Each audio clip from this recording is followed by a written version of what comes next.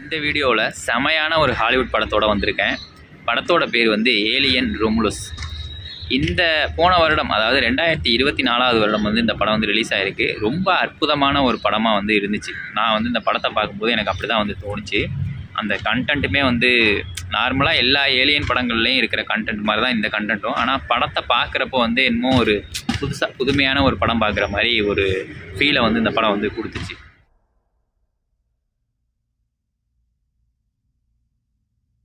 First of all இந்த படத்தோட one line என்ன அப்படின்னா, இந்த படத்தில் வாழ்கிறவங்க யாருமே வந்து பூமியில் வாழலை அப்படிங்கிறது வந்து ஒரு புதுமையான விஷயம். நம்ம ஏற்கனவே வந்து நம்ம ஷார்ட் ஃபிலிமில் நாளைய இயக்குனர் அப்படிங்கிற ஒரு ஷார்ட் ஃபிலிமில் வந்து ஒருத்தர் வந்து இயக்கியிருந்தார் ஒரு படம், பச்சிளங்குருதி அப்படின்னு ஒரு படம். நீங்கள் எல்லாருமே பார்த்துருக்கலாம். அப்படி இல்லை பார்க்கல அப்படின்னா போய் பாருங்கள், யூடியூப்லேயே இருக்குது.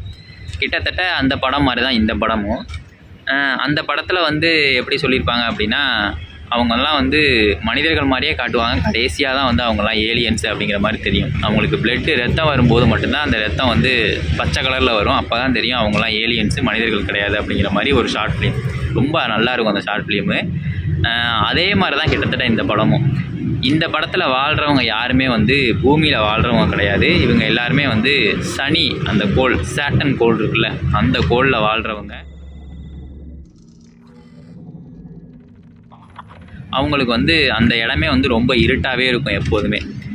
அவங்களுக்கு வந்து அங்கே ஒரு கம்பெனி இருக்குது. அந்த கம்பெனியில் எல்லாம் வேலை பார்த்துக்கிட்டு இருக்காங்க. அங்கே இருக்கிறவங்கெல்லாம் வேலைனா வந்து ரொம்ப அடிமைத்தனமான ஒரு வேலையை வந்து பார்த்துக்கிட்டு இருக்கிறதுனால அந்த கம்பெனியை விட்டு மாறி வேறு ஏதாவது ஒரு கோளுக்கு போய் நம்ம சந்தோஷமாக இருக்கணும் அப்படிங்கிற மாதிரி அவங்க ஆசைப்படுறாங்க.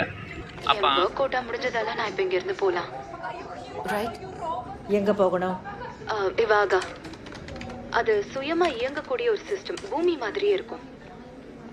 அங்கேருந்து உங்களால் சூரியனை கூட பார்க்க முடியும். உங்கள் பேரண்ட்ஸ் எங்கே வர்றப்ப சூரியன் தெரிகிற ஒரு கோளுக்கு போகணும். நம்ம கோளில் வந்து சூரியனோட வெளிச்சத்தையும் நம்ம பார்க்க முடியலை.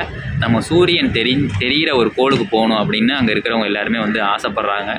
ஸோ அதனால் வந்து ஒரு கோளுக்கு புறப்படணும் அப்படிங்கிற மாதிரி அவங்க நினச்சி எப்படி புறப்படுறது என்ன அப்படிங்கிற மாதிரி ஐடியா பண்ணுறாங்க. ஏன்னா இந்த கம்பெனி நமக்கு எதுவுமே தரப்போறதில்ல.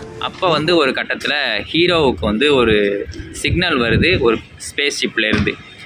அந்த ஸ்பேஸ் ஷிப் வந்து பல ஆண்டுகளுக்கு முன்னாடியே வந்து அழிஞ்சு போன ஒரு ஸ்பேஸ் ஷிப்பு. ஆனால் அதுலேருந்து ஒரு சிக்னல் வந்திருக்கு. அங்கே போய் அந்த ஷிப் மூலமாக நம்ம எப்படியாவது வெளியில் போயிடலாம் அப்படிங்கிற மாதிரி ஐடியா பண்ணி வெளியில் போகிறதுக்காக ஏற்பாடுகள்லாம் நடந்துக்கிட்டு இருக்கு. ஷிப்புக்கு இந்த மாதிரி ஒரு சிக்னல் வந்துச்சு. நவர் அதை ட்ராக் பண்ணிட்டு இருந்தா திடீர்னு பார்த்தா அங்கே ஒரு பெரிய வேவ் ஷிப் எங்கள் தலைக்கு மேலே தெரிஞ்சு. அவங்க கடைசியாக அந்த ஷிப்பில் இருந்து அந்த வேற ஒரு கிரகம், அதாவது யுஹானா அப்படிங்கிற மாதிரி அந்த கிரகத்தோட பேர் சொல்கிறாங்க. யுவாகா அப்படிங்கிற மாதிரி சொல்கிறாங்க அந்த கிரகத்தோட பேர். அந்த கிரகத்துக்கு போகணும் அப்படிங்கிற மாதிரி ஐடியா பண்ணுறாங்க. அங்கே போகிறதுக்கு இவங்க வச்சுருக்க ஸ்பேஸ் ஷிப்பு வந்து பத்தாது. இது ரொம்ப சின்ன ஸ்பேஸ் ஷிப்பு. இந்த ஸ்பேஸ் ஷிப் இல்லாமல் ஒரு பெரிய ஸ்பேஸ் ஷிப்பில் போயிட்டு அங்கேருந்து ஒரு பொருளை எடுத்து இந்த ஸ்பேஸ் ஷிப்பில் வச்சிட்டோம் அப்படின்னா இந்த ஸ்பேஸ் ஷிப்பே போயிடும்.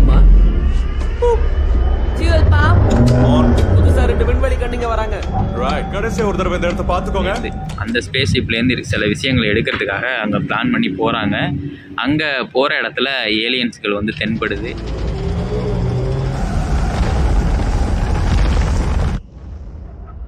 அவங்கள்ட்டேருந்து அந்த ஏலியன்ஸ்டேருந்து இவங்கெல்லாம் தப்பிச்சாங்களா, இவங்க நினச்சபடியே அந்த யுவாகா அப்படிங்கிற அந்த கிரகத்துக்கு போய் சேர்ந்துட்டாங்களா அப்படிங்கிறது தான் இந்த படத்தோட மீதி கதையே. என்ன எழுவது இந்த படத்தில் எனக்கு பிடிச்ச விஷயம் என்ன அப்படின்னா, ஏலியன்ஸை வந்து காமிச்ச விஷயம்.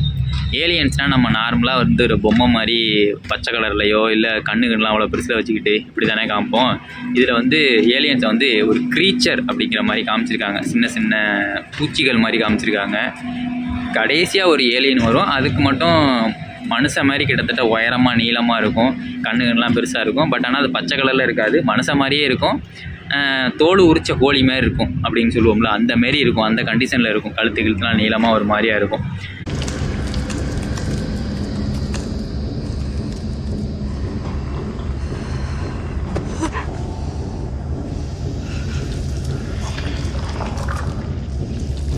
இந்த விஷயம் வந்து எனக்கு புதுசாக தெரிஞ்சிச்சு.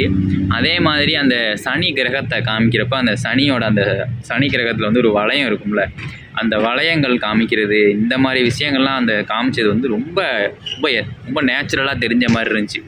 இது வந்து ஒரு சிஜி அப்படிங்கிற தெரியாத அளவுக்கு ரொம்ப நல்லாவே இருந்துச்சு அப்படின்னு சொல்லலாம்.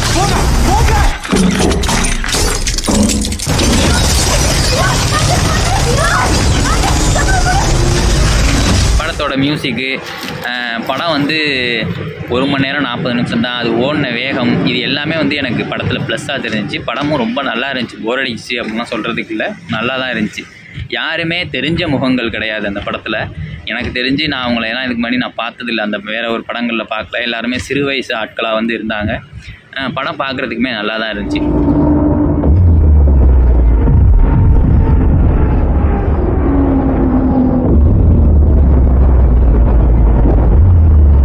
இந்த படத்தோட ஸ்டார்டிங் சீனில் வந்து கருப்பின் ஆள் அவர் வந்து அவரோட தங்கச்சி, அக்காவோ தங்கச்சியோ 2 பேரும் பேசிக்கிட்டு போகிறாங்க. நம்ம வந்து யுவாகா அப்படிங்கிற ஊருக்கு வந்து போகணும் அப்படிங்கிற மாதிரி பேசிக்கிட்டு போகிறாங்க.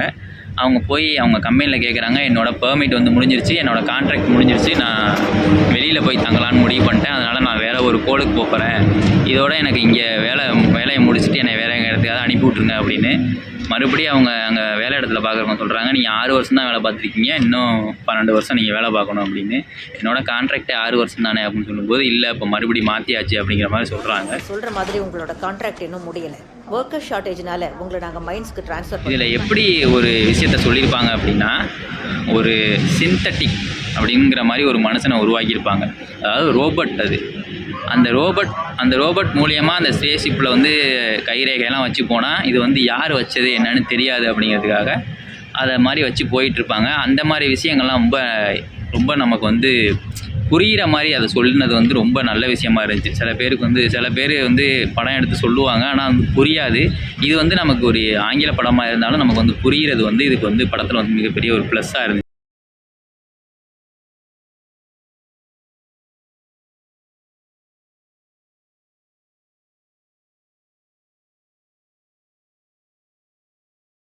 ரொம்ப அழகாக இருக்கும். படத்தை பார்த்து என்ஜாய் பண்ணுங்கள். ரொம்ப நல்ல படம். தமிழ் டப்பில் இருக்குது, பார்த்து என்ஜாய் பண்ணுங்கள். தேங்க்யூ.